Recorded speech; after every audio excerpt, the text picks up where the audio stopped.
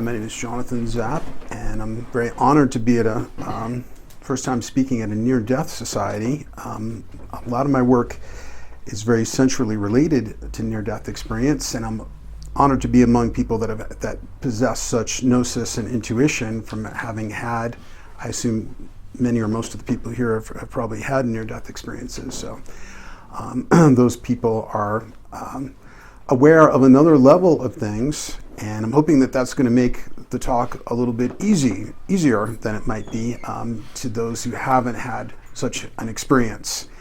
And every time I talk about this subject, I sort of wonder if I should talk about my personal experience and how I got into it first to give it a slightly more grounded personal way in, or what is also kind of bearing the lead, or to talk about what archetypes are and give kind of a miniature of what the Singularity archetype is about. I think I'm going to go with the personal. I decided not to speak from an outline today to make it a little more organic. So I did not have a near-death experience exactly as a child, but I had many paranormal experiences, and I sensed that there was some kind of vast connection between many of them, and also of many objects, cultural objects, such as science fiction movies, novels, that had this uncanny significance, what Jung would have called numinosity. Numen means spirit, so something is numinous when it lights up as having this uncanny experience. And of course, a near-death experience is almost, the definition of a numinous experience. And however, I found that sometimes it was even a science fiction movie or a novel that was as numinous to me as some of my own paranormal experiences.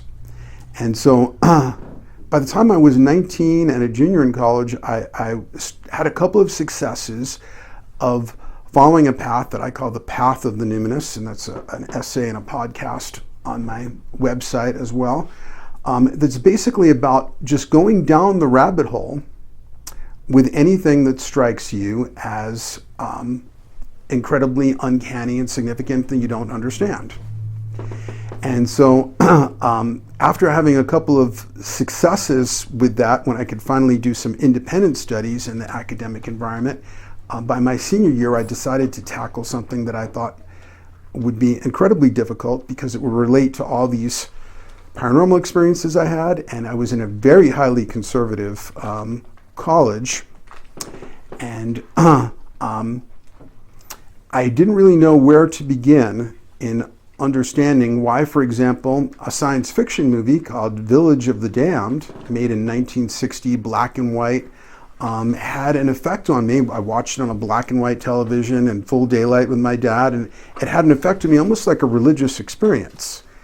It's not really clear why. It's not like it had like obvious sexual content or something that you would expect to create some extremely strong reaction.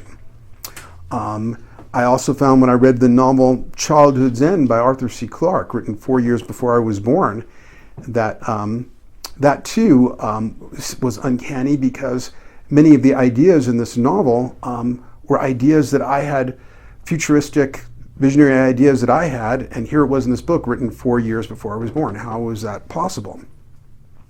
So it was actually my mom who gave me my first hint. She was a psychologist for 44 years, and I just called her on the phone and telling her about this big project I was about to embark on, and she said, well, you really should look into this guy Carl Jung and his theory of the archetypes and the collective unconscious. And that was the first lead that anybody gave me about an academically respectable way to investigate these strange subjects. So I went up to the second floor of the college library, and there were the impressive Princeton Bollingen collected works of Carl Jung. But I was kind of skeptical. My mom told me to look at this. This guy reached manhood in the 19th century. I mean, what is he going to tell this weird kid from the Bronx about his sci-fi obsessions? But I pull out, there's an index volume. I pull that out, and I'm just, oh wow, he wrote a book called Flying Saucers, a modern myth of things seen in the sky. Well, that's a direct hit because, Village of the Damned and Childhood's End, they all involved flying saucers. So he was studying science fiction too, and I see he was writing about this right near the end of his life. And so I start flipping through. This is my first encounter with Jung. At that time I was pronouncing it Jung, and I see, it's like he couldn't let go of the subject, because at the end of it, there's an epilogue. And then after the epilogue, there's an afterword. And then the very last thing in the book is a supplement, a third after thing. And now my jaw drops open because it starts with another recent book, a novel by John Wyndham called The Midwich Cuckoos, 1957, the year I was born. Well, that was the novel that the movie Village of the Damned was based on. So, here he is, the father of synchronicity, the man who coined the term. And my first encounter with him, he might as well have been a holographic wizard stepping out of the bookcase with a torch saying, like, yeah, I was interested in that one too, and here's what I thought. And what was amazing was that my starting point was his end point. This was, the end of a book that he wrote very near the end of his life. And he's completely puzzled with it. I mean, many of the things he thought paralleled some things that I thought about it. And it was, he left it. I mean, think about this as a way to end a book. Here's the last sentence of this book. Thus, the negative end of the story remains a matter for doubt. What an ambiguous way to end a book. I mean, and he was wondering what was the meaning of the end of the story, where the new mutant children had to be destroyed. And I feel I found out it's because the ego views the singularity and evolutionary metamorphosis as catastrophic, whereas the self views it in a very different way. And it's the same thing with death. The ego views it as emergency, and the self may view it as emergence. But anyway, now I'll stop bearing the lead, and we'll proceed a little bit more logically and first talk about what archetypes are for those who may not be completely familiar, and then we'll go on to talk about what the singularity archetype is. So archetypes are a thing that are often misunderstood. Classic examples of the archetype are the hero, the trickster, the great mother, the devil. And these are not merely patterns or like cultural motifs. They are that as well. Archetypes are best understood as living agencies. They are best understood as entities that exist in the collective field of human unconscious. It's, the way Jung described it as translated in English is the collective unconscious. It's basically the same thing as what Rupert Sheldrake called the morphogenetic field or the morphic field. And they can be said to have their own intentions and a kind of consciousness. And what's also critically important is that they form us. They are not merely objects we can study, they are subjects. And at any given point in someone's life, they are often dominated, for good or bad, by a particular archetype. So, and these archetypes, their existence is a matter of empirical proof, because as Jung and his colleagues demonstrate, these are very specific patterns that occur in any culture, separated by any amount of time or geography. And no one has come up with a way of explaining them other than a collective unconscious. And so as living agencies, they have a tremendous power to form who we are. We, as Americans, as Jung understood, live in a very extroverted society that has become really increasingly unpsychological. Because if you look at what's happened to depth psychology and how the psychology taught in colleges and universities has become extremely reductive and unpsychological, it's almost embarrassed to call itself psychology. It just sees itself as like an auxiliary to neuropharmaceutical and neuroscience and so forth. And so this idea of the primacy of psyche is something that is easily missed. And yet it is the chief mover of our whole experience. If we're talking about warfare, anything related to the economy, violence, environmental destruction, these are 100% psychological artifacts. Okay, these are all sourced from the psyche. And what is governing the psyche are primordial forces from the collective unconscious that create the whole spectacle of history, for example. So as Jung said, there is no hydrogen bomb in nature. That is all man's doing. We are the great danger. Psyche is the great danger. Jung was working as an analyst in the Weimar Republic and noticed that his educated German patients were having dreams about Wotan, a Germanic god of war and mayhem. And he wrote about this. He called it Wotanism. He predicted that a blonde beast was going to bubble up from the unconscious of the German people and wreak havoc. And so, when we're talking about what's going on in the world today, like the election of Donald Trump, who is a personification in many ways of the trickster archetype and so forth, that breaks through expected hierarchies and does unexpected things and so forth. I've written a lot about this recently. We are talking about an emergence from the collective unconscious. Economists even acknowledge this, that they tried to come up with theories about economics based on rationality and people doing things based on their self-interest, and they found out they didn't hold up. So that top economic theorists talk about animal spirits. So these archetypes are powerful governing forces out of which war, cultural rebirth, and all kinds of things emerge on the collective and on the individual level. So when I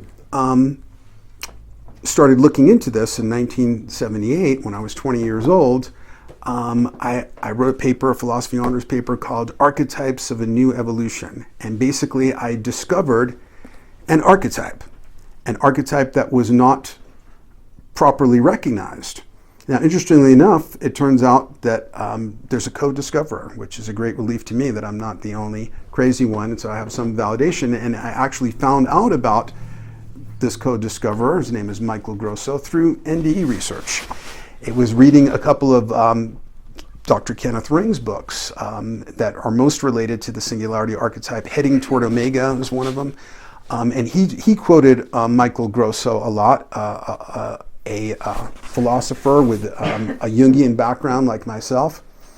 And I've been in touch with Michael. He started writing about it in the 80s. So I did publish something first, but he calls it, I call it the Singularity archetype. He calls it ADE, the archetype of death and enlightenment. But we both agree we're talking about the same thing, and we both relate it to near-death experience, death, evolution, paranormal experience, ufology, all the same subjects.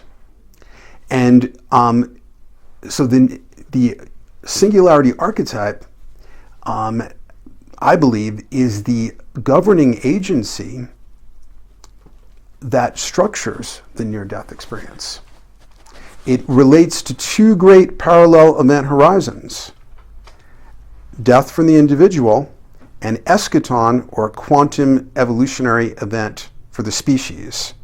And these two run in parallel in the way that a fractal or hologram, the small piece recapitulates the whole. The life cycle of the individual recapitulates the life cycle of the species. There used to be this phrase that's somewhat discredited now: ontogeny recapitulates phylogeny, because you'd seen the development of a fetus. It would go through a kind of one cellular looking stage and then a tadpole looking stage and so forth. I understand that doesn't fully hold up anymore, but we see in the life cycle of the individual a parallel to the life cycle of the species. And species have a life cycle. The average life cycle of a species is 100,000 years. For mammals, it's 1,000,000 years. Right now, we're lowering the average dramatically by the mass extinction that's going on now. But human beings have been obsessed from time immemorial. Apparently, it's certainly in Zoroastrianism. Some say it may go back to the late Paleolithic, with an end time obsession, apocalypticism. Apocalypticism, every archetype has a light and dark side. Apocalypticism is the dark side of the singularity archetype. Because the singularity archetype, like the event horizon of death, may be seen from the ego point of view, that we'll see it as apocalyptic, or it can be seen from the point of view of the self, what Jung called the self, the totality of all the psychic structures, which will view it as an emergence, as a quantum evolutionary event on the personal level or on the collective level for the species. And so I'll start out, I'll give you a little bit of a formal definition of it, and then I'll give you some examples to try and ground that. So this is a kind of very dense but formal definition of it I tried to come up with. But let's understand, first of all, why defining an archetype too sharply doesn't exactly work. These are living entities that exist not just outside of us, but within us. And you basically, the Jungian method is to look at many, many different permutations of it, many manifestations of it in various cultures and times. You strip away idiosyncrasies peculiar to any one manifestation that may be just because of the cultural biases or the religious conditioning of that culture, and now see what they all have in common, and you're sort of cleaning up the signal to noise ratio. And so, for example, Joseph Campbell wrote a book, The Hero with 1,000 Faces, because the hero cycle has the same patterns and stages in any culture you care to look at. And so he's being numerically modest when he said 1,000 faces. Of course, it's more like 1 billion faces. And it's also like the kid next door, maybe going through the hero cycle right now, the call to adventure, the refusal. You can probably look back on your own life, or you might be in a phase right now of going through those same stages. And so when you look at it, you need to look at it as many examples as possible. Way back in the day, I was a gemologist and a diamond grader, and we'd have to try and look at a diamond under a microscope and try and make a little map of the carbon inclusion and so forth. But the problem is you look through every facet, and each time you're seeing this prismatic distortion. So it's like a different cubist painting of it from all these different angles, but you look at it from enough angles and you start to get a clearer and clearer idea. And so that's what it's like with looking at an archetype. You're seeing it through many different facets, and until it starts to become clearer in your mind what it is. But so here's the dense definition. The singularity archetype is a primordial image of human evolutionary metamorphosis which emerges from the collective unconscious. The singularity archetype builds on archetypes of death and rebirth and adds information about the evolutionary potential of both species and individual. Well, there's 1,000 flaws with that definition, I'm afraid, but just to try and put it in one sentence for you. But here's how it might be experienced. Now, the way somebody could experience it is it could be a vision of the future that might come to a science fiction writer or somebody who feels they've had a religious prophecy.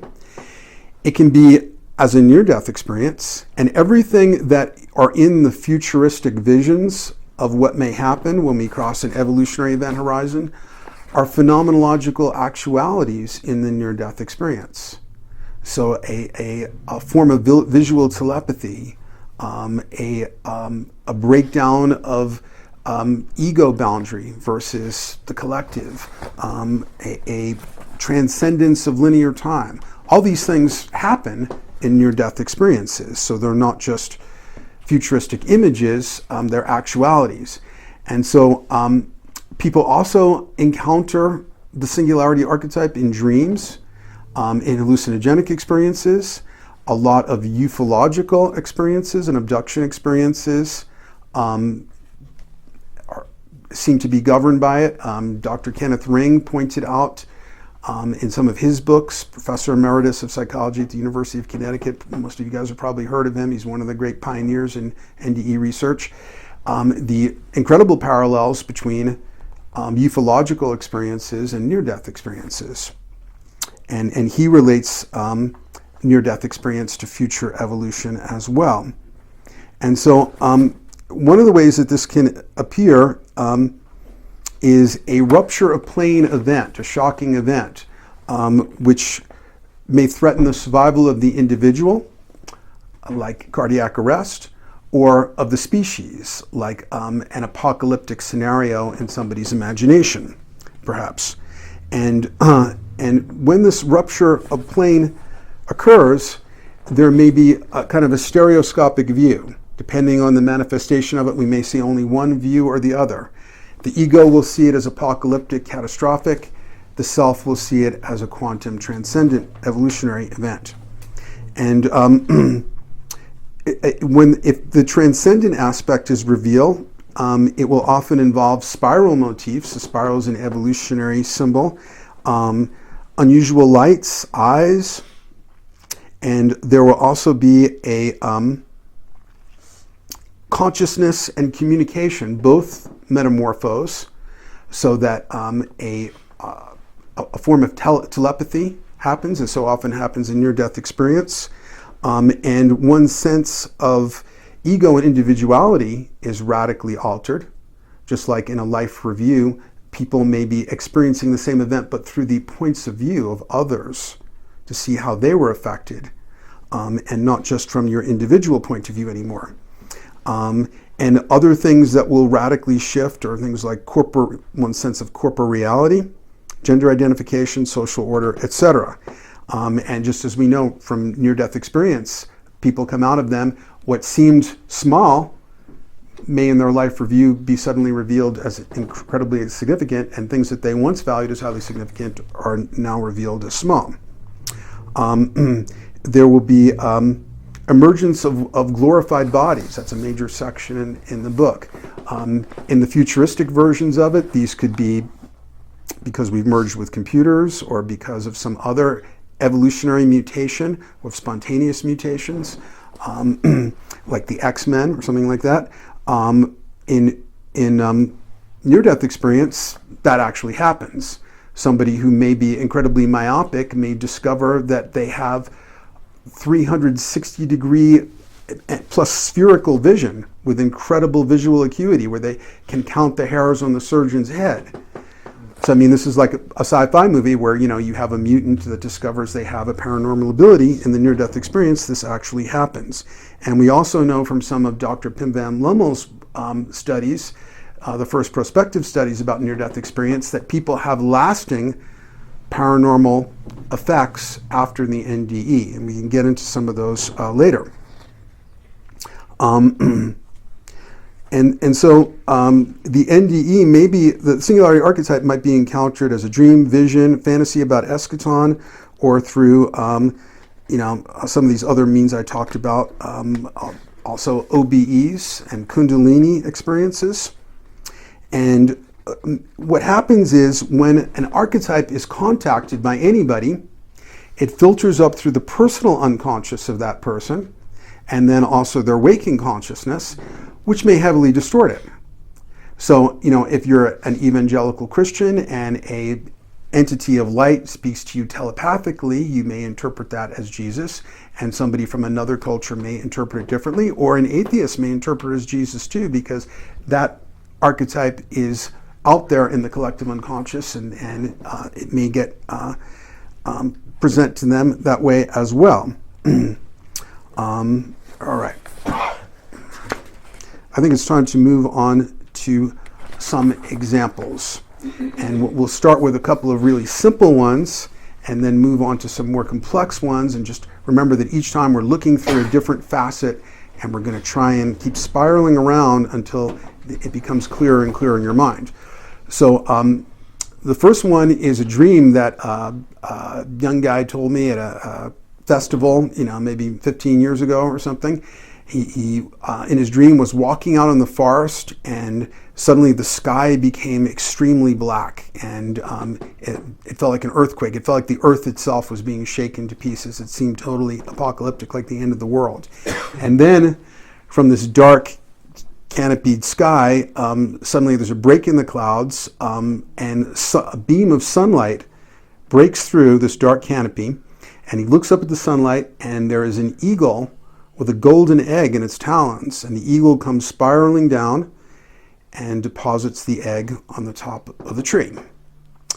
So there you have like the two pieces of it. From where he's standing, at first it seems apocalyptic, and then the higher version, a ray of light, an eagle, which has the best animal that has the best eyes in nature, and the golden egg, which seems to, you can see it as a symbol of a new golden age and of rebirth. Okay, slightly more complex one now. This one comes to us from a book called Man and Symbols. It's a book that Jung and his colleagues wrote right near the end of Jung's life. He was working on his part of it. There he is, Carl Jung. In the last months of his life, right up until the day he died, practically. So it's a great sort of mature summing up the part that he wrote. But one of his greatest colleagues, Marie-Louise von Franz, recorded a couple of dreams. This is one of the first discoveries I made when I was 20 years old. She recorded two dreams by what she described as a naive or simple Protestant woman. And I assume a Swiss, because that's where they were working out of Switzerland. In the first dream, the dreamer draws paintings of them. This is sort of like a paper PowerPoint presentation, but you can see the dreams. Maybe I'll just pass the book around. In the first dream, she's standing in the Middle East. She paints pyramids with a spirit guide, and the dark wing of Satan comes out of the sky and blots out the sun and touches the earth, and she's terrified. It's apocalyptic, seen through a somewhat Christian lens. And by the way, I think of when religious people, who are very fundamentalist religionists, see the singularity archetype, it's sort of like looking at it through stained glass windows. Now, I happen to love, I've got some nice ones here. I have a lot of stained glass windows in my house. I love them. But as far as getting a clear view, the segments of lead solder and the oxidized glass kind of pre-structure what you're seeing. So you're getting an image of it, but it's very determined by cultural conditioning. So I try to look at it from a non-denominational point of view. In her second dream, she's seeing the same event, but now instead of being on the earth, she's up in the heavens, and what looked like the dark cloak of Satan is now revealed to be the white wafting cloak of God. She draws a white spiral of light in the sky, and the way von Franz describes the spiral as being oriented in such a way, because she also draws a figure of Jesus reaching his hand out as if inviting the viewer into the spiral. Von Franz says it's oriented in such a way that it seems to be inviting the viewer into another dimension. So here we see the same thing again. The ego point of view, apocalyptic. The higher transcendent point of view, quantum evolutionary event, and again with a spiral as a symbol. And that's why I chose for the cover of my book an eye at the center of a spiral. And this comes up again and again as a symbol. Now, oddly enough, a couple years after I published this book, I had to clean up my parents' estate, basically, a house of 4 floors in the Bronx. It was like an Indiana Jones warehouse type of thing. And I found these paintings of my dad. He only painted for like about 5 years of his life. Like he had a period from like 1952 and 1953 and another one from like 1977 to 79.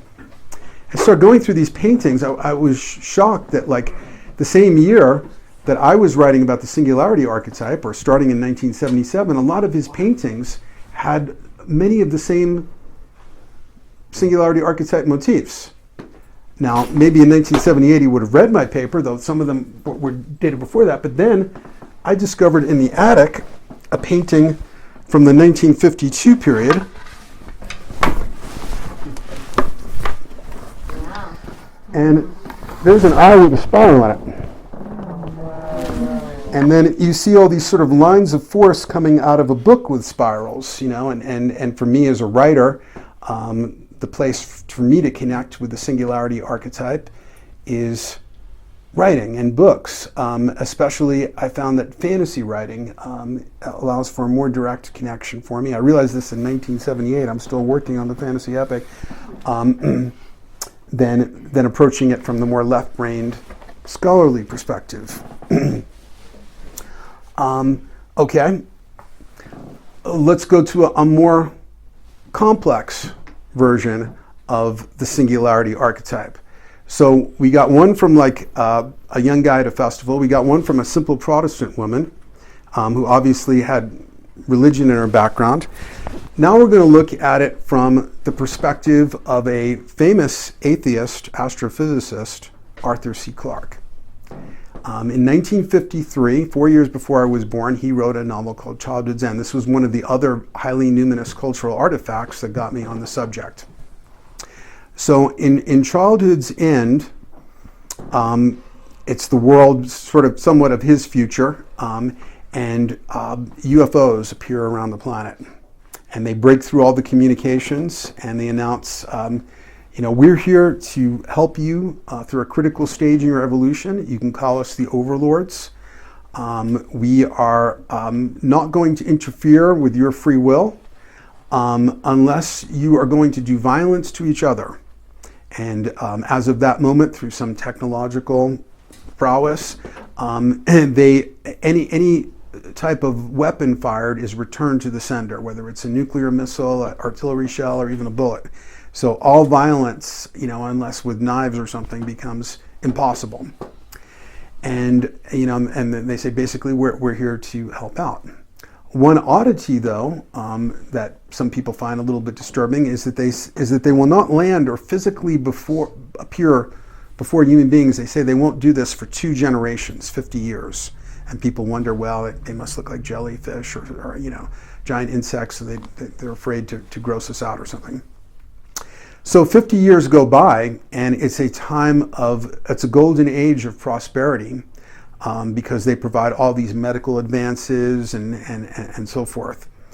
And now, finally, they do decide to land. And the spaceships descend. It's a huge moment. And now they step off of the craft, and there is a gasp, heard around the planet metaphorically, because they have giant black ebony wings, and they have horns and tails and like cat-like eyes, and they look like devils. And this is fascinatingly incongruous in the world of futuristic technology of 1950 sci-fi written by an astrophysicist atheist. Here is an archetype descending, the devil, seemingly. And Clarke has a fascinating way of describing it. He says it's a race memory of a future event. They are not, in fact, evil at all. They are exactly who they say they are. They are benevolent midwives, basically, here to help us through a critical evolutionary stage. But their physiognomy, which from the point of view of the novel is just the evolutionary adaptation to the environmental conditions of their planet, is associated with evil deep in the human unconscious because it is childhood's end. It is the end of the old species. And an event associated with a trigger event of the birth of a new form. And so now the overlords are free to mingle amongst human beings. And they are immediately want to research paranormal phenomenon. And so one of the overlords, whose name is Rishevarek, gets himself invited to the home of a man who has the largest privately held collection of books on the paranormal. By the way, as a trivia question, does anybody know what celebrity had the largest library of books on the paranormal? Gabe? I'll give you a hint. Guesses. He was also somebody rumored to have been, and this is even Gleason? exactly the man who, according to Jackie Gleason's widow, the man who Richard Nixon took on a private trip to see the body of frozen aliens. It's said.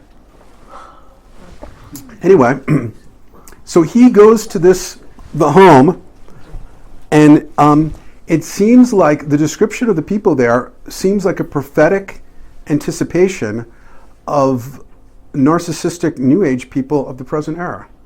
It's like they've shown up for the celebrity name-dropping appeal of getting to meet an overlord, which very few people have gotten this privilege. And when Reshevarek speed reads, this alien super capability, this library, he kind of like sighs at the large amount of nonsense that's mixed in, and the mysticism that plagues the human mind, and so much of this material is of low quality. But he's going to go along anyway, and they start having what seem like New Age entertainments. Like one of them is going to be a session with the Ouija board, and so he observes this, and they ask the Ouija board the classic question, "Who are you?" And the planchette spells out IAMALL, I am all. So it sounds like the collective unconscious announcing itself. Then next they ask, well, what are the coordinates of the Overlord star? Information they never disclosed. And it spells out the correct coordinates. And so now Reshevarek believes that he's found what they've been looking for, which is what they call subject zero. And this is kind of like Clarke's atheist version of a messiah, basically, almost. And it's sort of like a key mutant that'll be like a seed crystal, whose appearance will then shift everything after. And he concludes that they must be present. I guess he's naive about how common paranormal experiences are, but yet he looks around the room and all the people seem to be fairly mediocre, but it turns out one of them is pregnant, and it's her unborn fetus that is subject zero. And when this baby is born, it immediately starts exhibiting all these incredible paranormal abilities, and then, like a seed crystal, all of the children born after his birth are similarly of this new type. And they quickly form a telepathic network. This is also what happens in Village of the Damned. New children are born, they form a telepathic network.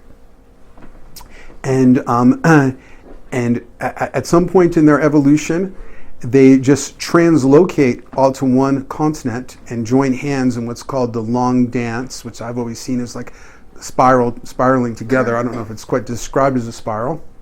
And then after a certain critical number of these children are born, the species becomes sterile, hence the title Childhood's End. There's no need for the old species to reproduce. And now we flash forward many decades. What's happened is that one human being has managed to sneak on board one of the Overlord's ships. And now, because of time dilation, he travels with them. And now when they're going to bring him back to Earth, it might be 80 or 100 years later or something, and they want to bring him back to Earth because they want him to observe the final stage of these new children's evolution that they can still observe, which will be they're merging with the overmind. And this is kind of Arthur C. Clarke's atheist God concept, that there's an intelligence ubiquitous in the universe that's aware of when a species has reached a critical point in its evolution, and that's why it sends the overlords there to act as midwives. Remember the name of the novel that Village of the Damned was based on? The Midwich Cuckoos? Sounds like midwife. The overlords are themselves barren, as they describe it. They are much more advanced species ethically, technologically, and consciousness in every way, but they are unable to have this critical metamorphosis themselves, and that's why they forever act as the midwives of this process. So the overlords know that their vision of this event might be limited because their own species is limited. So the one human being of the old type left, who's still a young man because of time dilation, is brought back to Earth to observe these children crossing the event horizon in the ultimate observable stage of their evolution. And to him, what it looks like is an aurora borealis, a spiral of light in the sky. Okay? The same as in the dream of the simple woman. The wing of Satan she sees coming down, blotting the sun. That's what we get in the first part of the novel. You know, when the overlords land, they have the wings of Satan.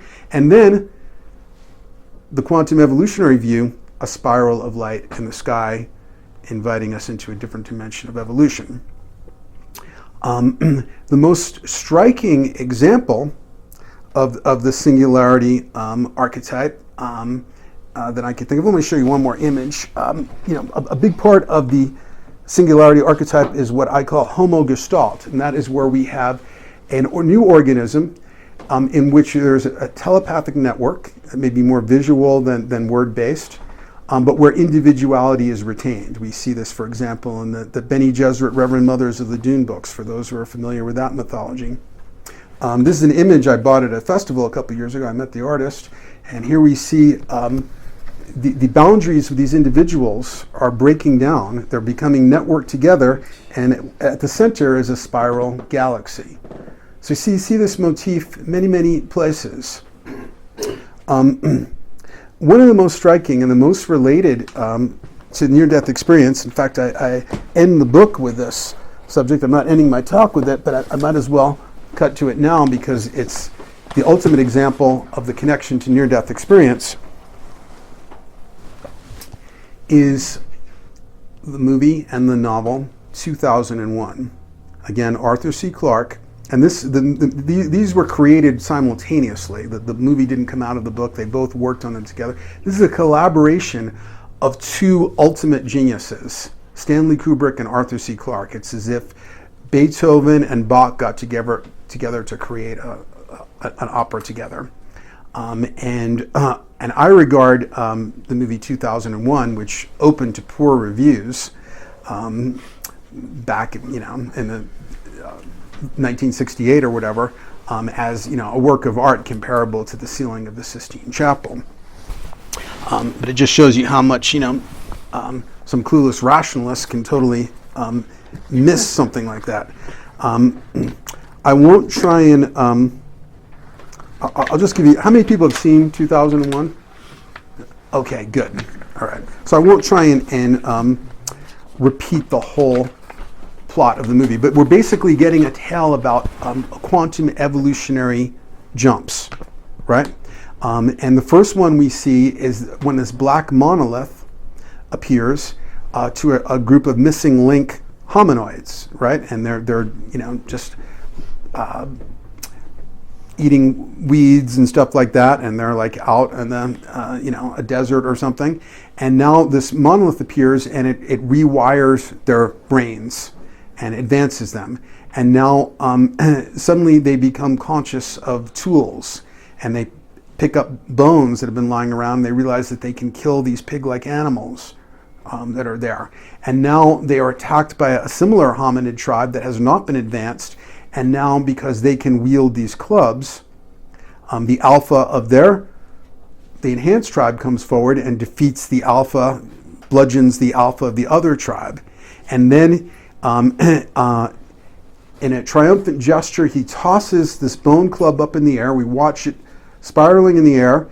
And then in a 24th of a second, because that's one frame in film, 50,000 years are spliced out. And the next thing we see is a similarly shaped white spacecraft in the night sky. Now, that spacecraft, this is an important detail if you have to read the history of 2001, was intended to be a nuclear doomsday machine. The reason why this was left out of the novel and the movie is that what was Stanley Kubrick's most famous film right before 2001? Dr. Strangelove. It would just seem like too much to have another nuclear doomsday motif after he just did Dr. Strangelove, you know, the ultimate movie about nuclear doomsday. But it was a very important point, because the idea is that in that 50,000 years, there's this incredible evolution, and yet we're still territorial killer apes. We just went from a bone club to a nuclear satellite. But now we are coming up to the next evolutionary event horizon, and there are two streams of evolution at work, because when and basically, they excavate on the moon. They get a powerful anomalous radio signal. Happens on the moon, and it occurs when they've excavated, because they found a magnetic anomaly on the moon, and they excavated and find a black monolith. And as soon as that black monolith, the first sunrise happens, it turns out it's solar powered. It emits this powerful radio signal, and the radio signal is sent out to Iapetus, a moon of Jupiter. Actually, they wanted the planet to be Saturn, but the special effects at the time didn't think they could pull up the rings of Saturn, but Saturn would have been more appropriate in some ways. But it goes out to Iapetus. And now a spaceship called the Discovery 1 is sent out, and it looks like this. It looks like a sperm cell. I don't know if you can see that. It's got a head and a long, thin body and a tail. It's Discovery 1. You can look it up online. And now we have a zero-sum battle between two competing forms of evolution. One is the HAL 9000 AI computer, and then we have the pinnacle of, for an atheist astrophysicist, of human evolution, astronauts. But the one astronaut that survives the HAL 9000's murderous rampage, which is explained in a much more complex way in the book. It was really a psychological problem, but that's a whole other story that the HAL 9000 had. But his name is Bowman, which is interesting because it sort of like brings you back to that primitive ape with a weapon thing, the Bowman. But when Bowman goes to land, gets closer to Iapetus, he sees what looks like an eye at the center of it. And what it is a giant black monolith. And now when he lands on this monolith, this is where the term Stargate comes from. It's an interdimensional porter, and he goes through this like M.C. Escher-like state of total disorientation, and because he's going to pass through it like this interdimensional birth canal. And now this is where we have this tremendous intersection with near-death experience. Now, let's remember the timeline. Raymond Moody's book, Life After Life, 1975. That's where the term life review was coined, and near-death experience, right? This is 1968. Okay. And he finds that he is hurtling through what is both an interdimensional corridor and an evolutionary event horizon. It is both the threshold of death and a birth canal. The canal the astronaut Bowman passes through is also the tunnel so often described in the NDE, where the experiencer will often say they feel like they are traveling at the speed of light. For example, a near-death experiencer reports, "The blackness began to erupt into a myriad of stars, and I felt as if I were at the center of the universe with a complete panoramic view in all directions. The next instant, I began to feel a forward surge of movement. The stars seemed to fly past me so rapidly that they formed a tunnel around me." Now we know that not every near-death experience has the tunnel effect, but a substantial group experience it. Now here's the description from 2001. "The star field was expanding as if it was rushing toward him at an inconceivable speed. The expansion was nonlinear. The stars at the center hardly seemed to move, while those toward the edge accelerated more and more swiftly until they became streaks of light just before they vanished from view." 2001 was written several years before Life After Life. And the Life Review now is so well known, but it was unheard of, basically, unless you were like a mystic or something, or real esoteric. There's a chapter here on near-death experience, and it begins with a quote from Herman Melville's Moby Dick that is really about encountering the singularity archetype at the threshold of death. So this is Herman Melville in the 19th century. "And death, which alike levels all, alike impresses all with a last revelation, which only an author from the dead could adequately tell. Now we have so many more authors from the dead, for one thing, not only because of cultural awareness of the NDE, but the explosion in resuscitation capability, as I'm sure you all know. Okay, so now, so here's one man's description from the NDE literature of his life review. It's like a picture runs in front of your eyes, like from the time you can remember up to the time you know what was happening. That is the present moment. It seems like pictures of your life just flow in front of your eyes. The things you need to do when you were small and stuff, stupid things. It was like a picture. It was like a movie camera running across your eyes. In a matter of a second or two, just boom, boom, boom. I'll go to another one. It was, this is from a woman. I was amazing. I could see the back of my head as an array, just an innumerable array of thoughts, memories, things I had dreamt, just in general, thoughts and recollections of the past, just raced in front of me. My brothers, sisters, grandmothers, dreams I had. I felt like the frame, millions of frames just flashed through. It was thoughts and images of people. And a lot of thoughts just raced. But you guys already know about this. So this is very familiar. Okay, now here's the description of what happens to Bowman from 1968, the novel, when he crosses the event horizon, before the term, 7 years before the term life review was coined. The springs of memory were being trapped. In controlled recollections, he was reliving the past. And not only vision, but all the sense impressions and all the emotions he had felt at the time were racing past more and more swiftly. And remember, these are two atheists, Arthur C. Clarke and Kubrick. His life was unreeling like a tape recorder playing back at ever-increasing speed, and even as he relived these events, he knew that all was indeed well. He was retrogressing down the corridors of time, being drained of knowledge and experience as he swept back toward his childhood, but nothing was being lost. All that he had ever been at every moment of his life was being transferred to safer keeping. Even as one David Bowman ceased to exist, another became immortal. Okay? Now, if you remember the end of the film, we have a series of autoscopic experiences, a series of out-of-body experiences where he is seeing himself from an outside point of view. So first, he is the astronaut at his present age, at the start of the voyage, more or less, and he steps into this sort of like alien-generated, hotel room with lighted floors and antique French-looking furniture. And he hears the noise of the sounds of like somebody eating at a table. And now he sees himself as an older man, like a late middle-aged man, dining at the table. And then he becomes that point of view. He becomes himself at that older age, like a NDE flash forward almost. And now he and us, the viewer, are seeing through the eyes of this older man, and the older man is hearing another noise from another room.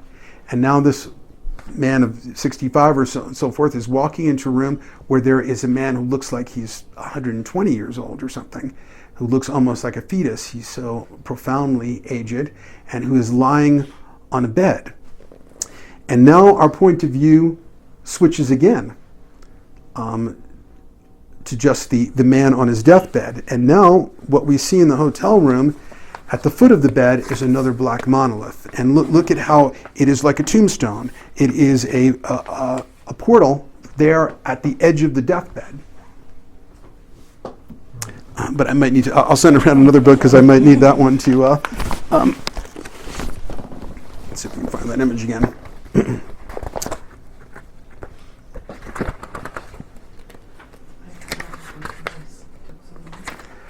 Okay.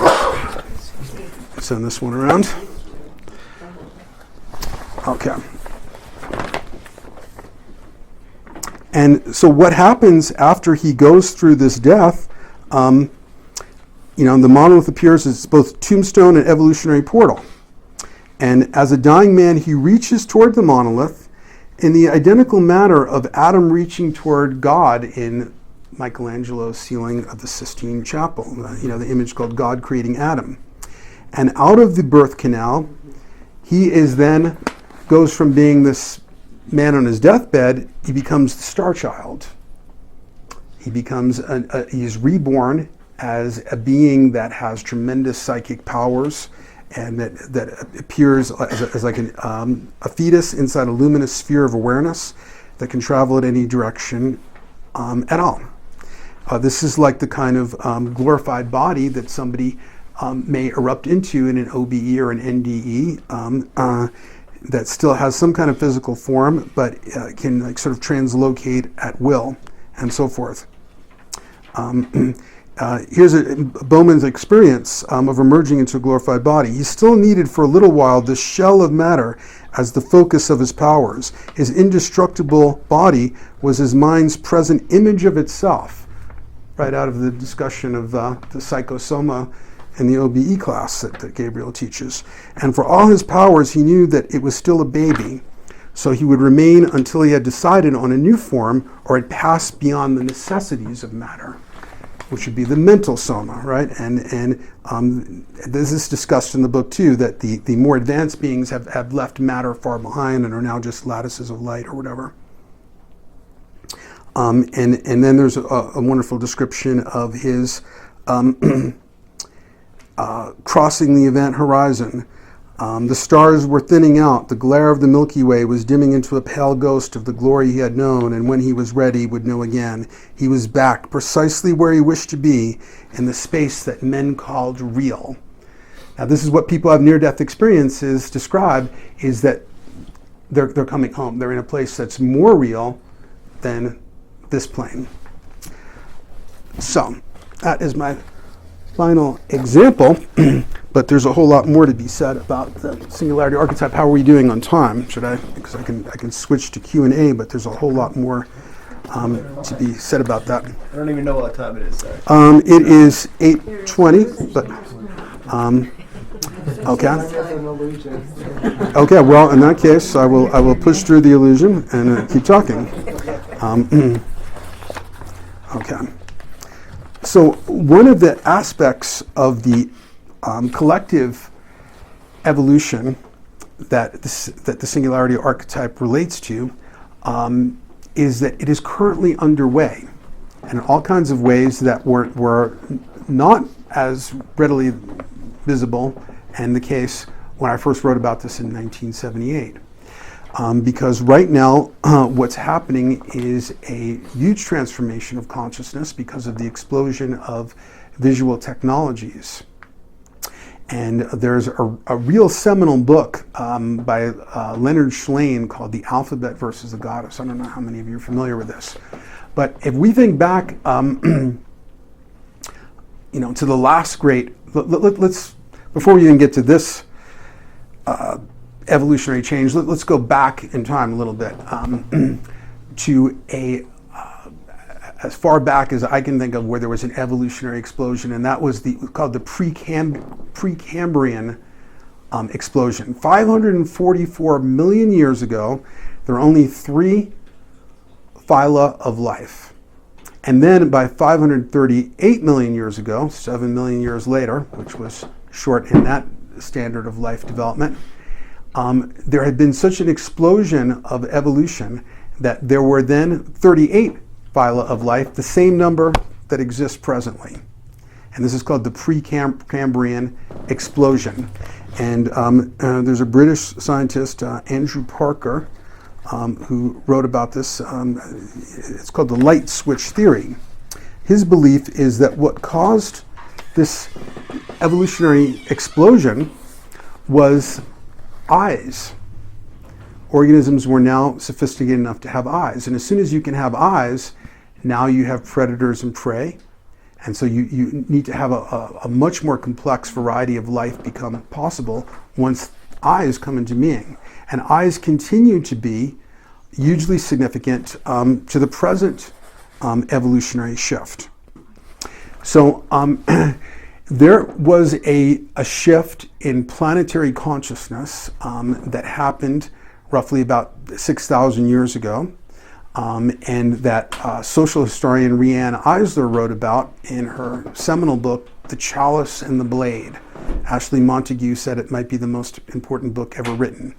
Basically, what she was writing about is that up until the late Paleolithic, around the earth there were these what she called partnership societies that were much less violent, where relations between the genders were roughly egalitarian. The iconic object was the chalice, a symbol of fecundity and fertility and so forth.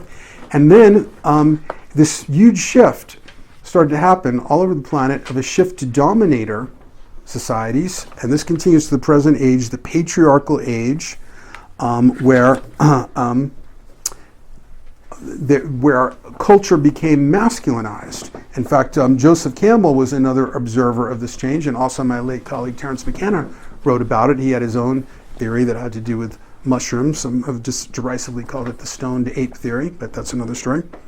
Has a lot of holes in it. But Joseph Campbell, in a 5-volume study of mythology called The Masks of God, describes the same shift that Rianne Eisler observed.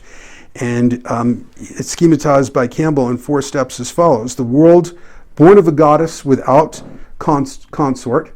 This is what we find, up to like ancient Crete and that around that time. Then we have the world born of a goddess, but she's impregnated by a male consort. Then we have the world fashioned from the body of a goddess by a male warrior god. And then we have the world created by the unaided power of a male god alone. So what triggered this huge shift?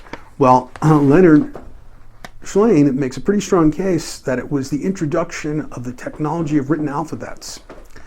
Once you have alphanumerical literacy introduced, now there is a profound shift to the left hemisphere. That's the one that processes alphabet and number. And now you have what starts to happen is a text becomes the ruling dominant object. Hammurabi's Code, the Bible, the Quran, the rule of law, the DSM-4. We're still living in that age where we are ruled over by documents, the Constitution, whatever it is, for better or worse. And once writing becomes the ultimate form of power, now women can usually no longer participate in religious rituals in most cultures. That's only done by the male priesthood. And clerics will tend to wear black and white, the colors of ink and paper. And it will also become a commandment to not have images. All 3 of the Abrahamic faiths have an intense anti-image bias. Most strong when that culture first goes through its literary stage. So, for example, the second of the 10 commandments, a lot of people think that must be thou shalt not kill. No, that's like 6 or 7. Okay, the first commandment is just like, I am the one God, there are no others, I'm establishing my power. The second commandment is about not having images. Thou shalt not make unto thee any graven images or any likeness of anything that is in heaven above, or that is in the water, or that is in the water under the earth. Now notice this popularly interpreted as about, that was just about not having idol worship. No, it says right in the Torah, and this is from Deuteronomy. Take ye therefore good heed unto yourselves, lest ye corrupt yourselves and make you a graven image, the similitude of any figure, the likeness of male or female, the likeness of any beast that is on the earth, the likeness of any winged fowl that flieth in the air, the likeness of anything that creepeth on the ground, the likeness of any fish that is in the waters beneath the earth. So it's about not having images of any kind. Now the whole idol thing, and idol actually comes from a Latin word that comes from a Greek word, idolum, that means image. Okay, and what was Yahweh's first instruction to Adam in Genesis was to attach word labels to things. Okay, and so then we would have the anti-image. Christianity comes next in the lineage of the Abrahamic faiths, and so whichever one is the more recent will have the later extreme anti-image phase later. So the In the 8th century, and this is around the time of the birth of Islam as well, a Christian sect arises called the iconoclasts, and iconoclasts literally means image destroyers. And these were people that Pope Leo III ordered all church murals covered with plaster and all likenesses of the Virgin, the one female part of the religion brought in, effaced. Their targets also included painters, sculptors, and craftsmen. Monks who resisted were blinded. And of course, they busted up, irreplaceable statues from classical antiquity. Well, what is the most anti-image and the most contemporarily anti-image of the Abrahamic faiths, of course, is Islam. What does it do to women? It puts burqa, a black tarp, over them, castrating their ability for the visual communication that human beings are capable of more than any other animal. We have a face unlike any other animal. We have 150 muscles in our face. We communicate through these microfacial expressions. They erase that, and you can't have any representation of the prophet. If somebody in Denmark makes a cartoon of the prophet, people 25 people in another 2,000 miles away are slaughtered because of that. So you have this anti-feminine, anti-image bias in these text-based religions. Well, right now, we have the lowest rates of violence in human history, and probably in pre-recorded history as well. There's a guy, Steven Pinker, gave a TED talk. He's a psychologist who's written about this, that, right now we have the lowest per capita war death rate. It's horrible what's going on in Syria, but if it's horrible to apply statistics to this, but if you do, you've got to average the 100,000 people, we've lost in Syria in the last couple of years to a population of 7 billion, and we right now have the lowest per capita war death rate of all time. In fact, and of prehistory, because as he points out, your odds as a young man of being killed in warfare in an Aboriginal rainforest tribe are far higher than they ever were in the West, even during the bloody 20th century. So this drop in violence, which is not talked about enough, because you have people like Donald Trump, claiming that that where the country is in a disaster or whatever. Well, it's not. I mean, people keep pointing out that the crime rates are not up. I mean, they're much lower than the 70s. When I was growing up in New York City, it was incredibly violent. There were 2,000 murders a year. Now there's like 350 in New York City, which is a higher population. But even subjectively, when I would go and visit my parents and ride the number 4 train, in the 80s, I taught in the South Bronx. And now the kind of ghetto kids that I used to see in the 80s and dealt with every day and that were rough customers, quite a lot of them, now they just seem chilled out and androgynous and it's just like, whoa, what has happened here? People seem much nicer. They're much more polite and notoriously rude in New York. Now, maybe that is the organochlorines lowering the testosterone, but I think it may be the visual technologies, as the famous Canadian media guru Marshall McLuhan said. The medium is the message, and especially this may be true neurologically. So even if it's first-person shooter video games, the content may not matter. By being in this visually rich environment, the brain is being massively rewired. The thing that may have triggered the dominator edge, the right brain dominance, may be shifting right now, and it's having really profound effects. And we have grown up, all of us, in the midst of this explosion of visual technologies. I pointed out to people, because all of us have grown up in the age of television and movies. But when my father was born in New York City, not such a backwater, there were no commercial radio stations in New York City. When my grandfather was born, one of them, in Latvia in 1883, he grew up in a town where there was no electricity, and now I'm the third generation. Look where I am with virtual reality, starting, and virtual reality I think is going to be the trigger event that's going to drastically shift things. And the consumer part of it is just getting going. But Gabriel and I have talked about this. I think it may, in the next 2 or 3 years, we're going to find using off-the-shelf hardware that we may be able to create OBEs on demand in people by changing their sense of their orientation to their physical body. And so, if you think about this, silent movies, when they showed the first silent movies, everything was of a train pulling into the station. People were diving for their seats. You know, they even though they had magic lantern slides, you know, in the 19th Victorian times, they just couldn't comprehend this moving image. When they had the first zoom lens, because they just had fixed focal length lenses up until then, and they showed the first shot of zooming in on a woman's face, people were gasping. They thought this woman's face was blowing up like a balloon. They couldn't comprehend it. Meanwhile, you know, a couple of weeks ago, I watched an Avengers movie with a 9-year-old and a, 11-year-old, and the opening credits, there's this surreal montage with, you know, editing cuts fast enough to give you an epileptic seizure and so forth, and it's completely surreal, and they're completely comprehending everything, you know, without any effort whatsoever. So this is what we're growing up in, this increasingly surreal and complex visual environment, and basically we are, creating the boundary between the physical world and the psychic world is melting away. So, you know, if you think about the iconic object of the, you know, early Industrial Revolution, the locomotive, I mean, it had one purpose. But now, what is the iconic object of our era? It's the pixelated screen.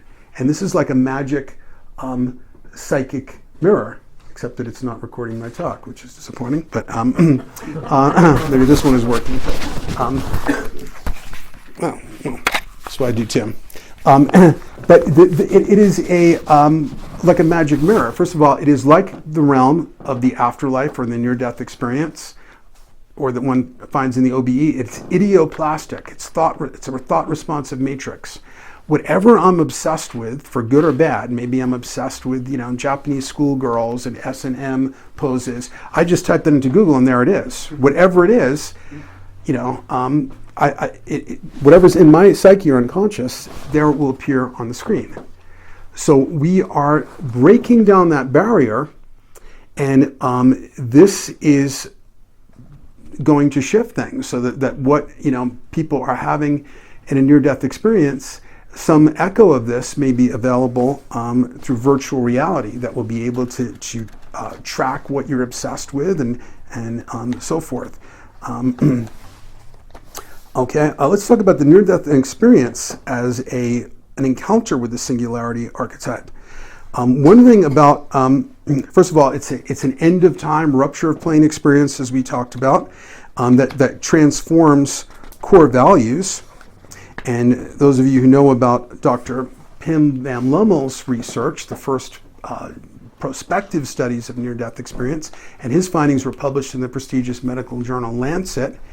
And you know, as Dr. Kenneth Ring points out, it was discovered that 10 years out, the power of the experience has only grown. Now, this suggests an archetype, which is a continuous energy source, because no matter what the trauma or event, you would expect its effects to diminish through time, but not if it's an archetype. The near-death experience produces all the effects that the futuristic versions of the singularity archetype suggest. The homo gestalt, where now you're in a telepathic network. The boundary between self and other disappears. In your life review, you may see the same scene, but from the perspective of other people who are there, so that you're not bound to your egocentric perspective anymore. People after their near-death experience, you know, the control group was people who had cardiac arrest and no NDE. Those people became more formally religious, going to church more often, but their reported spirituality went down. For the people who had cardiac arrest and NDEs, they stopped going to church for the most part, but their reported spirituality went up. Dr. Ring very explicitly in the Omega Project and Heading Toward Omega talks about the near-death experience as related to an evolutionary metamorphosis. This is Dr. Ring, who said that experiencers agree that their experiences reflect a purposive intelligence, and they are part of an accelerating evolutionary current that is propelling the human race toward higher consciousness and heightened spirituality. A lot of their visions, which will be about the importance of taking care of the environment and so forth, things that people who have in NDEs parallel those that people who have abduction experiences will report. And all these things like paranormal vision and so forth, these actually happen to people who have NDEs.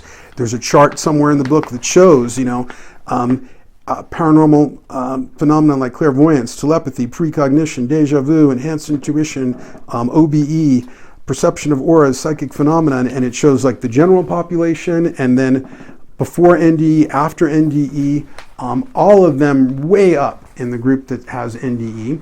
Another consistently reported finding is a type of electromagnetic effect that people who have had NDEs may adversely affect computers and other devices subject to quantum fluctuations. The whole thing about the paranormal vision that turns up in a lot of the futuristic extrapolations from Superman's X-ray vision on, we have Dr. Kenneth Ring and Sharon Cooper's book Mindsight, where people who are congenitally blind since birth will have visually comprehended near-death experiences. That's pretty hard to explain if you're a neurological materialist. People talk about the telepathic aspects. There was a child of 5 years old or something telling about his NDE, and he said he met this man made of light, and he said he talked to me and he points to his head like this, not like this.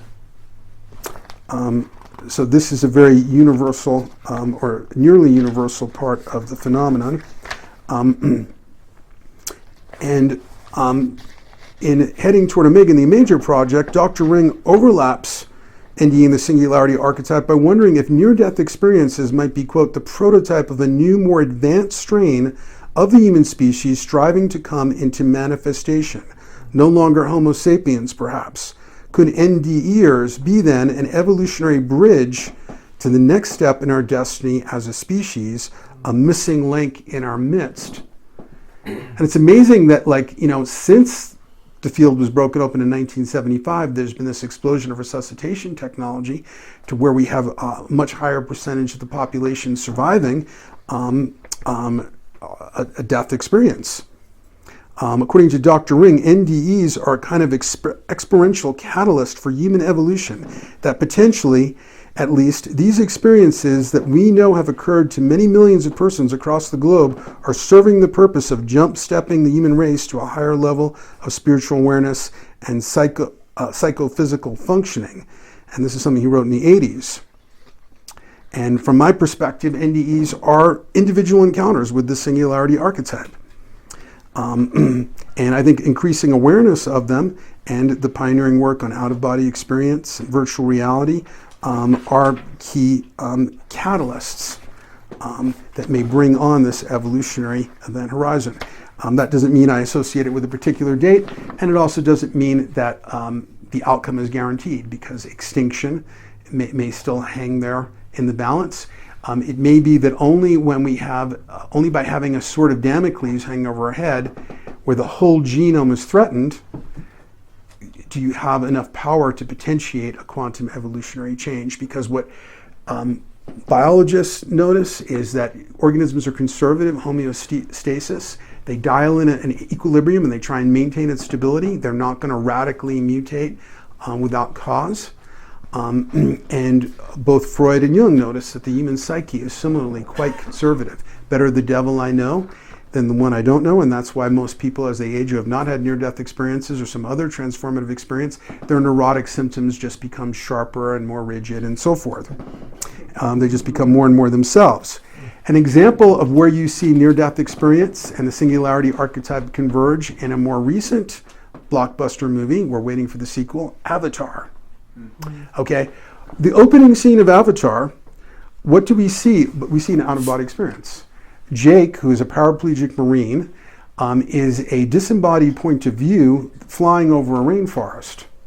Now this is very interesting, his body type. Okay, he is in the most unhappy mortal scenario we can think of, and one that would potentiate the desire for an OBE or to escape the meat body, because he is this healthy, vital, young male warrior Marine, except now he's a paraplegic. So he really wants to get out of his body into something else.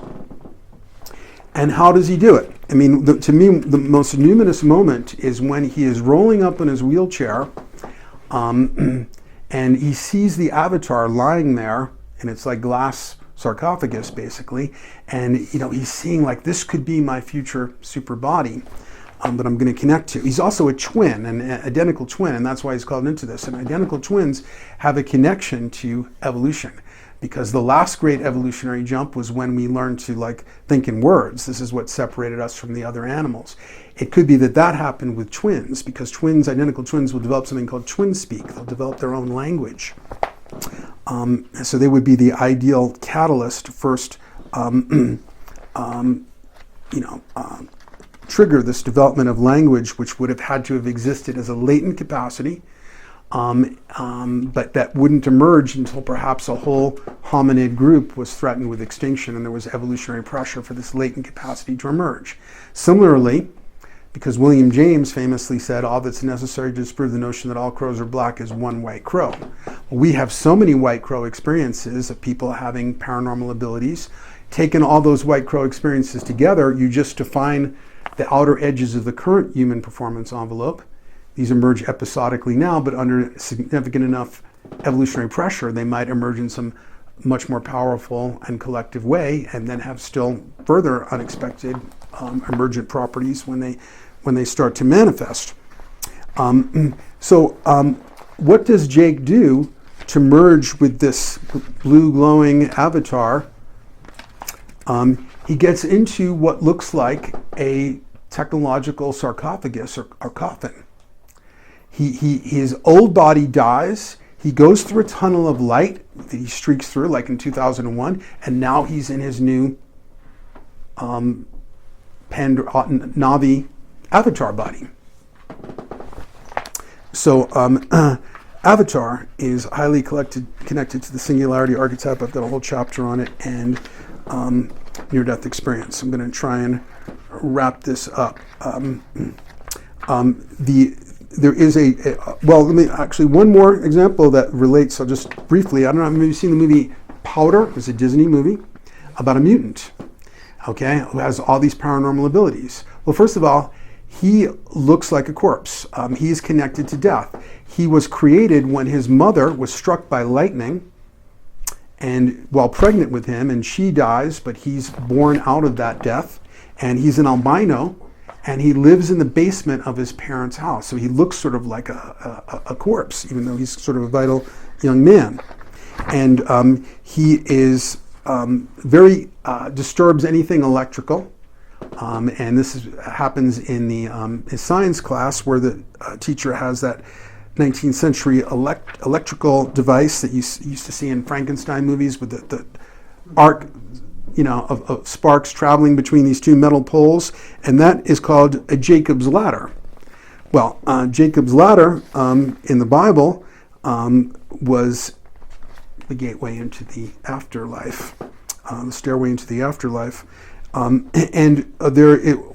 powerful scene, there's so many relevances here, but I don't have time to get into all of them, is he actually creates an NDE in somebody else.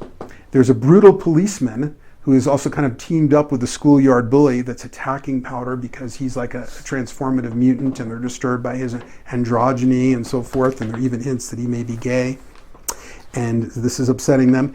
And the policeman has gone out with these very thuggish, Neanderthals are probably cool, but more primitive, aggressive, high school boys, and they're triumphantly he shoots a deer, and Powder, who's like a vegan, is horrified and so forth. So when the policeman is standing over the dead deer, Powder touches the deer as it's dying and grabs hold of the policeman's wrist, and now the policeman, his ego boundaries are ruptured, and he's experiencing what the deer is experiencing as it's dying.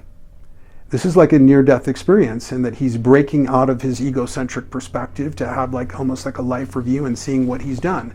And now, the policeman is totally transformed, like somebody who's had an NDE and stops hunting and stops eating meat and so forth. So that's another very recent example. That one was from the 1990s. Anyway, I'll just mention that that the singularity archetype can pathologize, as I pointed out, into apocalypticism. An example of the singularity archetype pathologizing is the Heaven's Gate suicide cult. So this is the logo, it's still up their website, Heaven's Gate. Well, this is like the Stargate of 2001. And they were filled with, Heaven's Gate is just sort of a pseudo-biblical way of saying the event horizon. And many of you may remember these two, Marshall Applegate, on March 24th of 1997, 39 members of the group dressed in identical black uniforms with brand new black and white Nike Windrunner shoes and triangular arm patches labeled Heaven's Gate Away Team. They were partly inspired by Star Trek, committed suicide with a lethal combination of phenobarbital, vodka, and plastic bags tied around their heads. They felt that there was a spaceship, on the dark side of the moon waiting for them, that they were going to leave their physical bodies that they were already unhappy with. Many of the males had already had themselves surgically castrated. And basically, everything that these two, who are like a former nurse and school teacher, who suddenly in late mental age became, these total like people you would never notice, suddenly became magnetically charismatic because they were possessed by an archetype. Archetypes can inspire, but they can also possess. And when you're possessed with an archetype, you become extremely inflated. You think you have a unique messianic mission and so forth, and you can become very charismatic because you're connected to these powerful energies. So, you've endured an incredibly long and complex talk. If anybody still has energy, I'd be happy to answer questions or hear comments or anything.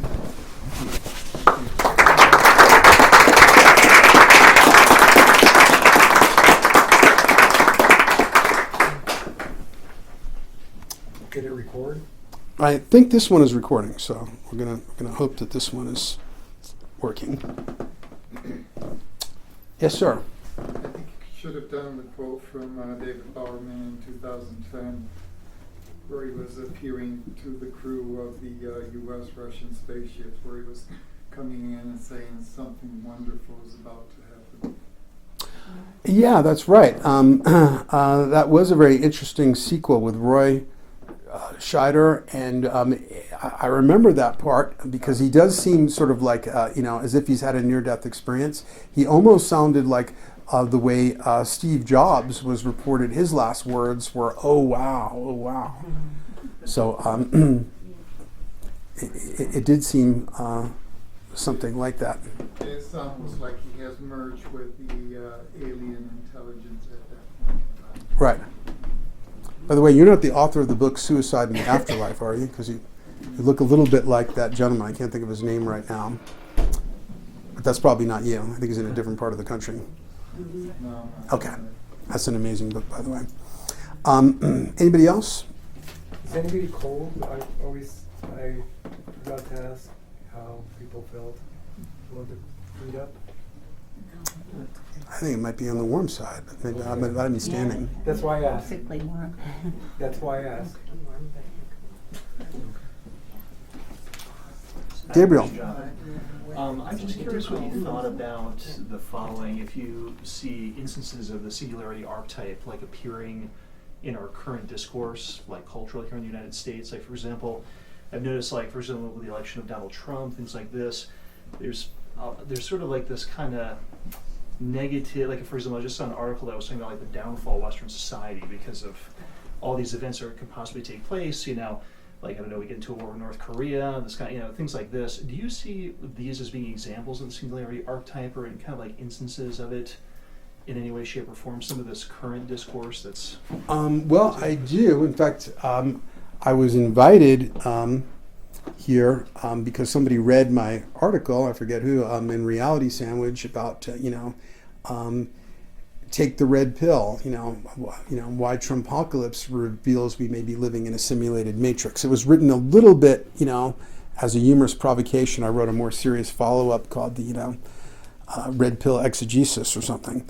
But what I point out is that what we saw with the election of Trump, among many other things, is a sort of crossing over of the dream time and a surrealizing of the historical process with the synchronicities being so extreme, and where improbable events, where the statistical reality was giving way to something more like a dream, and where many people are still pinching themselves when they hear the phrase President Trump.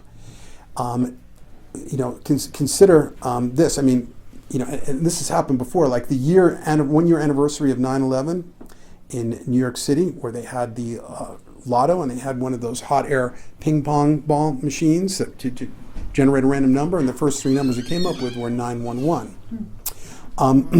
But Donald Trump, first of all, if you look up Trump in the dictionary, Trump is a trick winning card. And it almost seemed like it was so unexpected. He didn't think he was going to win. Nobody thought he was going to win. And somehow the animal spirits, the irrational forces of the collective unconscious created this extremely improbable event. And there are just incredible, improbable synchronicities associated with it. Like, for example, I think it was NBC, there was a television show on broadcast television in 1954. It was some kind of a Western show. And there is a man who's a charlatan who's coming to town whose name is Walter Trump. And he's telling people that the world is about to end and only he can save them if they pay him to build a wall around the town. Oh, seriously? And there's a whole set of these incredible, weird synchronicities. I don't have the article in front of me to jog my memory, related to Donald Trump. I mean, and it's also like these name synchronicities that show up, with like that his name is Trump. Also, like something that I've noticed is because Jung had a name synchronicity theory, because his name Jung means young. His psychology is based on the rebirth principle. Freud in German means joy. His was based on the pleasure principle. There are some synchronicities with my last name, Zapp. If you consider the names of some of the key Republican figures, now I don't want to be too partisan, but I'll just reveal my bias anyway. Their names, if you thought that a Disney name of a villain like Cruella de Vil, Cruel Devil or whatever, was over the top, or you think of like some of Charles Dickens' names for bad characters, the Murdstones, Uriah Heep. He would pick these names that just like Uriah Heep. It sounds like a disease, right? So we have Ryan's Priebus. Like, who names their kid Ryan's Priebus unless you're like from an extraterrestrial bat species? Ryan's Priebus, Rush Limbaugh, Trent Lott, Dick Armey. Like, there are all these high-profile Republicans with these really bizarre names that are picked, and Trump talked about, picking people to be in his cabinet, that looked like they were sent from central casting. This is how he was picking them out. And so we have some of them, fortunately on the security side, seem to be highly competent, but, a lot of them, that Secretary of Education and so forth. I mean, they're like sort of low-rent Batman villains that are like anti the very thing that they're supposed to be representing. So we have this surrealization of the historic process, and that seems like another case, like the pixelated screen, where the firewall between the psyche and outside reality is breaking down.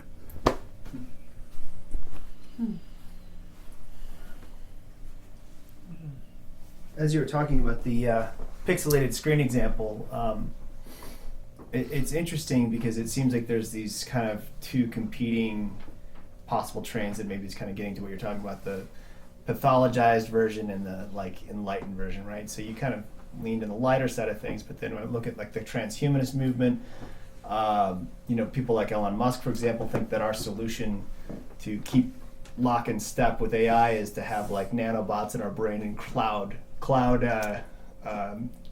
networking of our thoughts, Right. Which kind of gets to this painting into your example there. One kind of intuition I had about this, though, is that when you think of technology in that terms, it is very much like giving yourself a bigger brain, but the caveat is like a bigger, weaker brain. Right. We don't necessarily develop the true capacities by just interconnecting everything on a whim, because it seems to kind of fall to the least common denominator, right? So if I can, your examples are right on. It's like if I can have this kind of impulse device, given my current state of maturity, where am I driving myself to? Where's my thoughts going to? It's like to the, sense gratification, sexualization, or food, or something that's very, very base, even though you're using this completely psychic device to reach those things. I think it's really kind of an irony of where we are. It's like we have this, so to me, I think the interconnection is wonderful, but the interconnection without the maturity is problematic. I couldn't agree more, and this is why I think that people who've had NDEs are unlikely to be this type of naive transhumanist, like an Elon Musk or a Ray Kurzweil. And so these people talk about the singularity, but these people are brilliant but incredibly naive materialists, in my opinion. They are neurological materialists. That's the reigning creed in colleges and universities, where consciousness, if it's acknowledged to exist at all, and many of them led by the philosopher William Dennett with his identity theory, as you know, Gabriel, don't believe that consciousness doesn't exist at all. If it's admitted to exist at all, it's an epiphenomenon or secondary effect of biochemical process in the brain. So because these people believe that we're just sort of like these faulty, wet computers in our heads, they assume that they can just transfer themselves to more reliable hardware. And so they have these ideas that they must, through their own technological efforts, create an afterlife that is already organically available without having to resort to such means. And so they have a dreadful technological version of what is already the case. And so they imagine a kind of quantum computer rapture where they'll be able to transfer their consciousness as if it were a binary code into some kind of faster computer.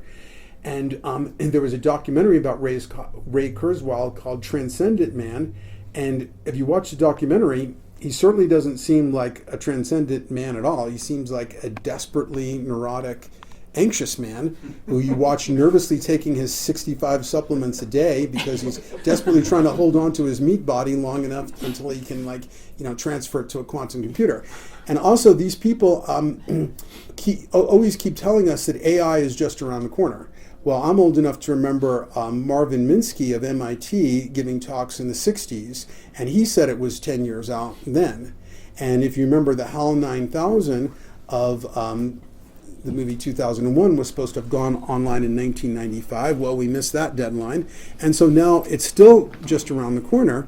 But because these people are such naive materialists, I think that they can end up in the position of the sorcerer's apprentice, where they may end up creating another life form, but it may not happen at all in the way that they imagine. They think it's something that will emerge from their software and their hardware.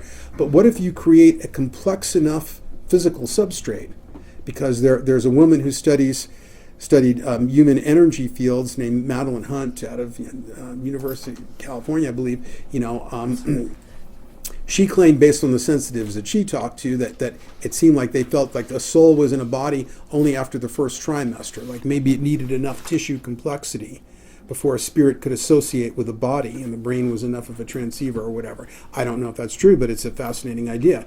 But suppose you create a complex enough physical substrate that now you have a vessel for consciousness. And now free-floating consciousness that's out there that might otherwise incarnate in a carbon-based body or be a hungry ghost or something may be like, wow, this vessel's available, I'll just enter this. And it may not be something that's, determined by software. It may come in to that vessel with its own agenda and its own personality and who knows what. I mean, that's just an example of how there could be unintended consequences, and that because these people don't respect or even acknowledge consciousness, they may never, the AI may not emerge in their time scale or in the way that they think it will. Yeah.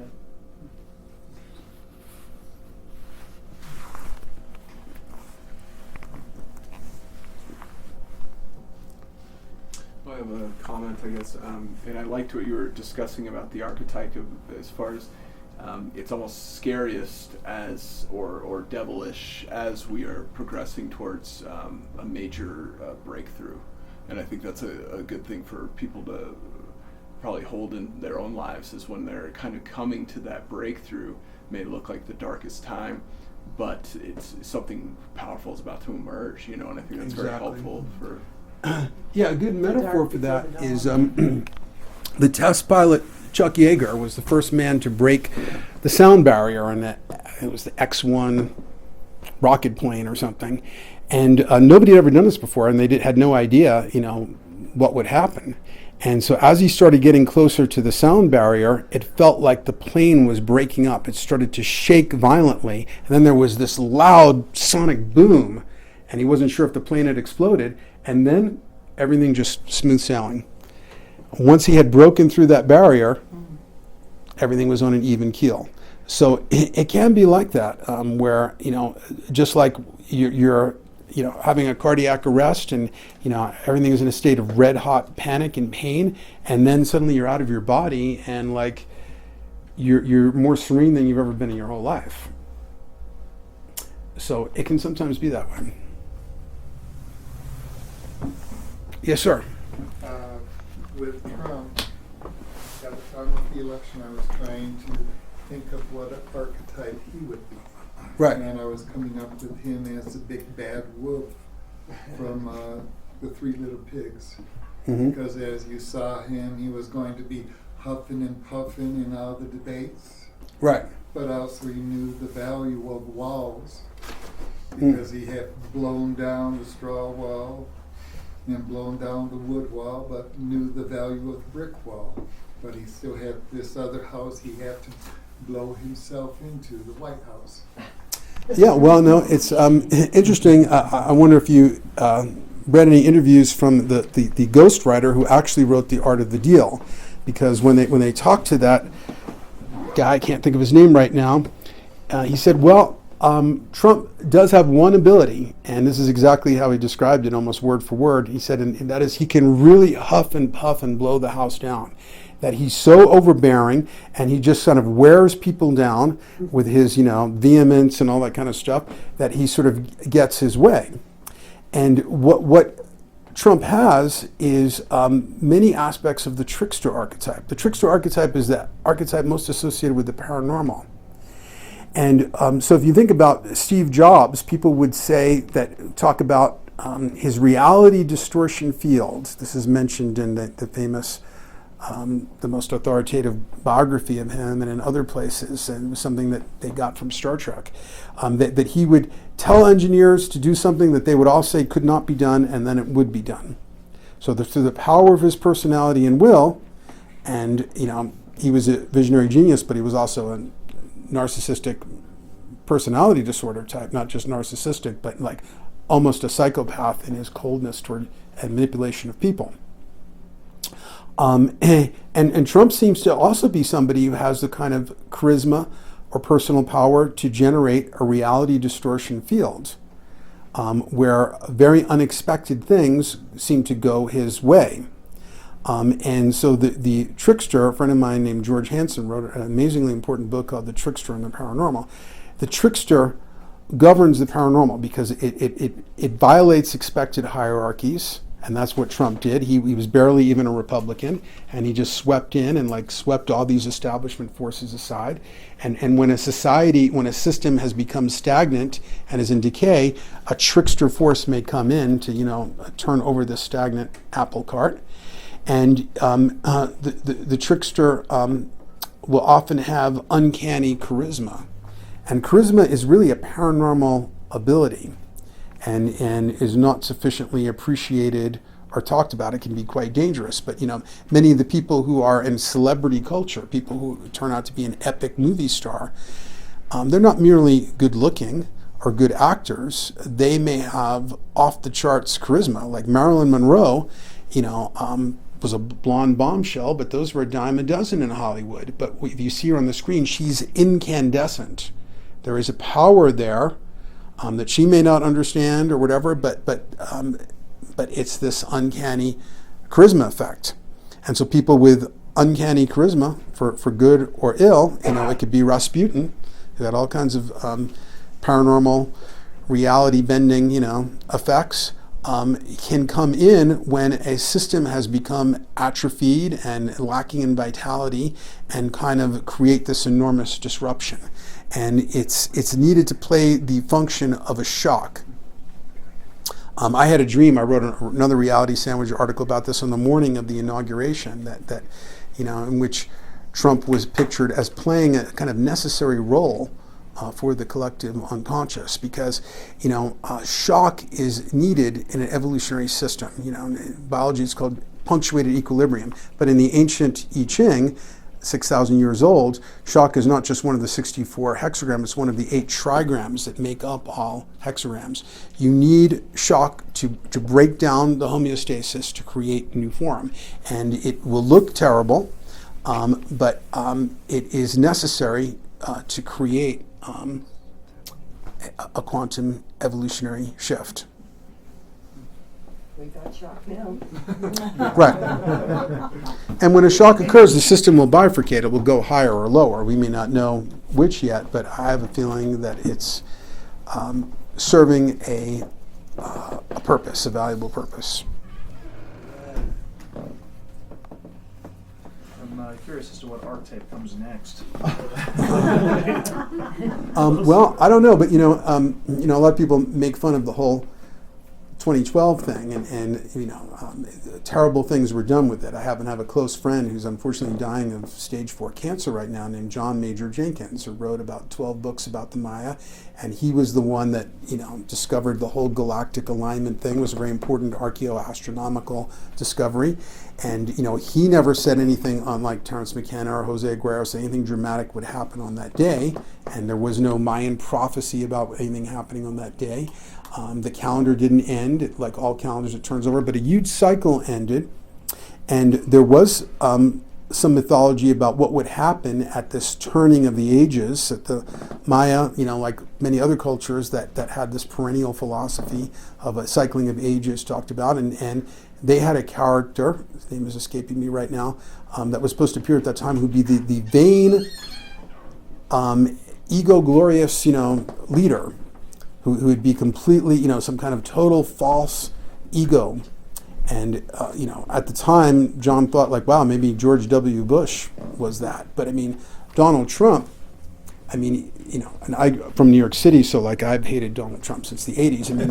To me, he was the figure, if you wanted, if false ego were a term in the dictionary, and you asked me in 1988 to put a photo next to it, I would have put Donald Trump, who puts his name on towers and so forth. He's like the emblem of everything that we're ready to transcend. But sometimes that which is most primitive and most associated with what we need to get out of will in fact become magnified near the cusp of an evolutionary process. So although we see this incredible advancement in the rights of women, and Leonard Shlain in The Alphabet versus the Goddess points out that the whole most modern, not the suffragettes, but the most modern rise in the rights of women largely coincides with the rise of television. And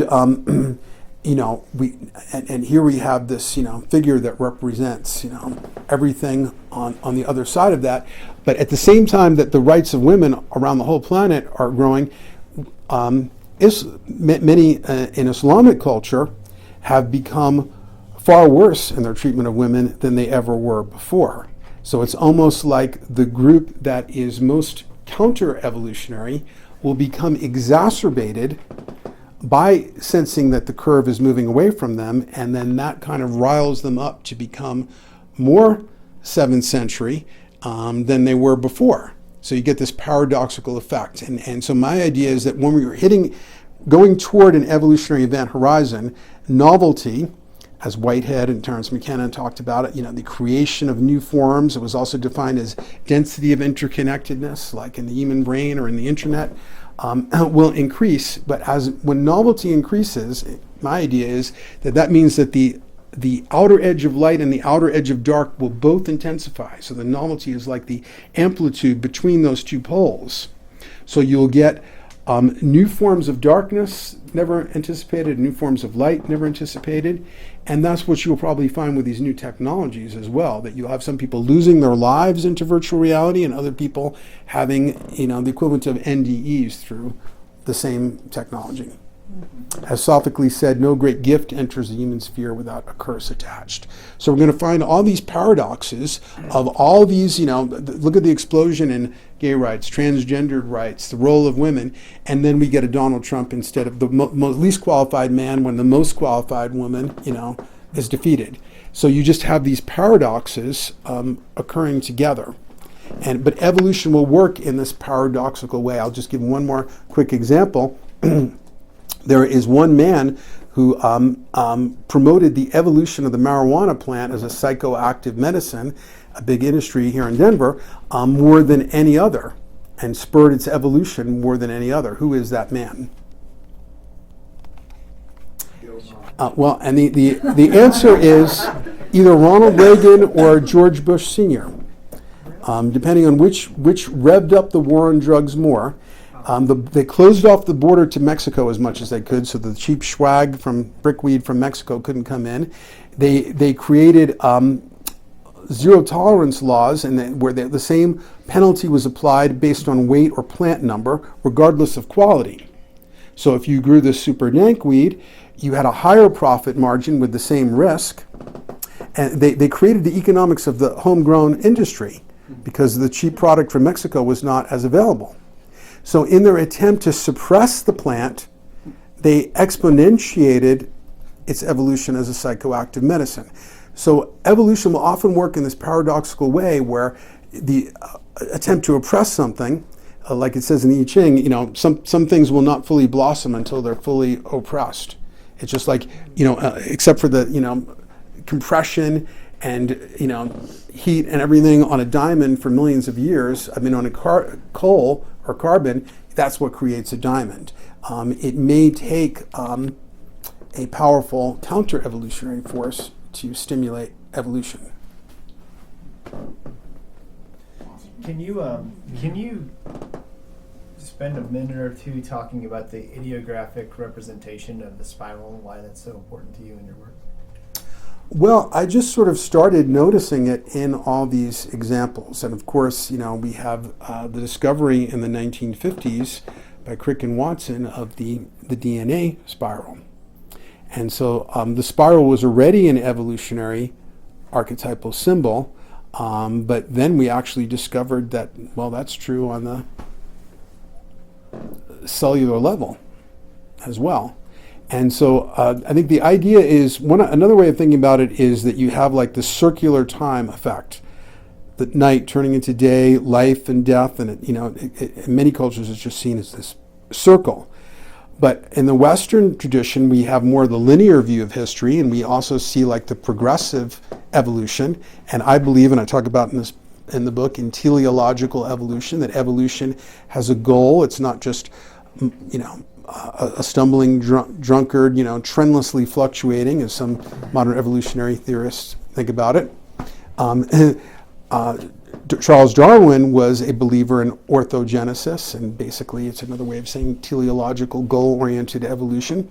And so when you have this progression, now you combine the linear with the circle, and now you get the extended spiral leading you into another dimension. You still have the circular time, but there's also some kind of linear progression. So that's another idea.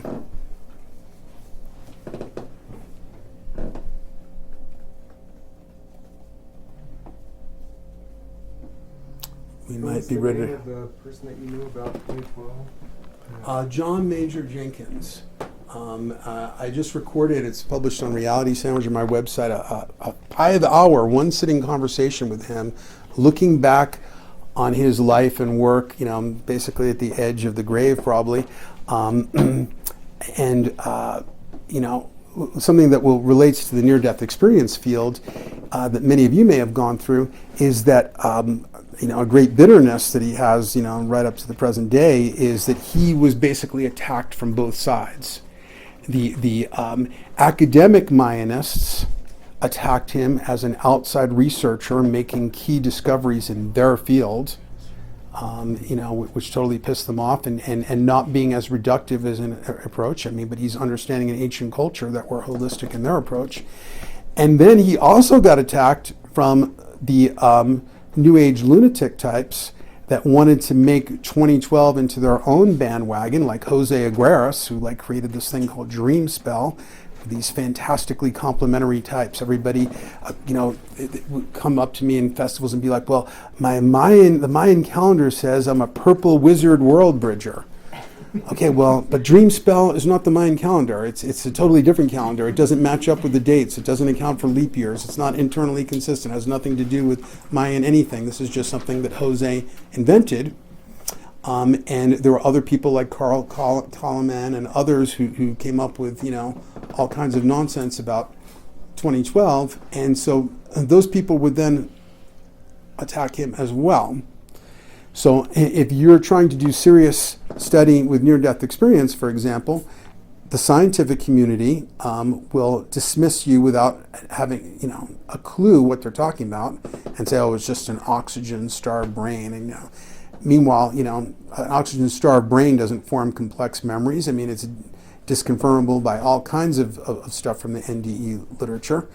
But you may also get some people who just want to make it all, do a Christian evangelical thing about it and interpret it exclusively that way, or want to bring in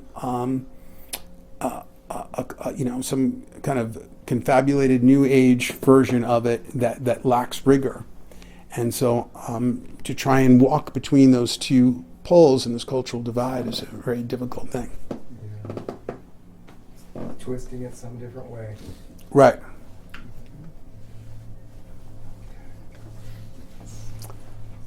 Well, maybe we're ready to cross the event horizon into the rest of our evening. I don't know.